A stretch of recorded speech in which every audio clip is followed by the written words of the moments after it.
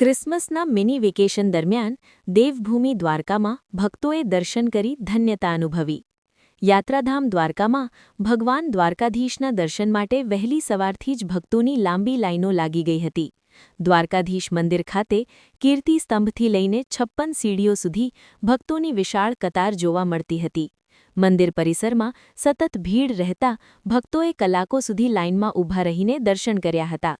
માત્ર દ્વારકા જ નહીં પરંતુ બેટ દ્વારકા, નાગેશ્વર જ્યોતિર્લિંગ, ગોપી તળાવ તેમજ શિવરાજપુર બીચ પર પણ પ્રવાસીઓનો ભારે જમાવડો જોવા મળ્યો હતો.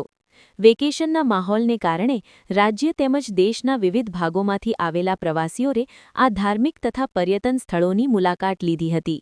ભક્તો અને પ્રવાસીઓની વધેલી સંખ્યાને ધ્યાનમાં રાખીને સ્થાનિક પ્રશાસન અને પોલીસ દ્વારા વ્યવસ્થાઓ ગોઠવવામાં આવી હતી. ટ્રાફિક નિયંત્રણ, સુરક્ષા અને દર્શન વ્યવસ્થાને લઈને તંત્ર સતર્ક સ્થિતિમાં જોવા મળ્યું હતું. ક્રિસમસ મિની વેકેશન દરમિયાન દેવભૂમિ દ્વારકા ધાર્મિક આસ્થાનું મુખ્ય કેન્દ્ર બની રહ્યું છે અને આગામી દિવસોમાં પણ ભક્તોની સંખ્યામાં વધારો થવાની શક્યતા વ્યક્ત કરવામાં આવી રહી છે.